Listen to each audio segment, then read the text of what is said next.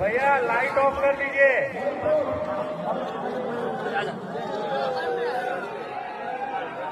बोलो बजरंग बली। 7, 6, 5, 4, 3, 2, 1।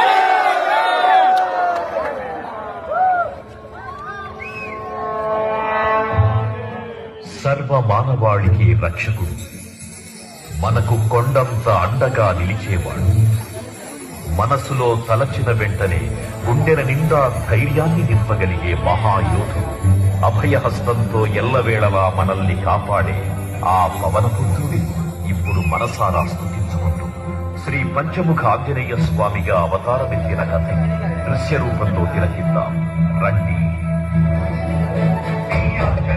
ప్రసన్నాంజనేయం ప్రభానిత్యకాయం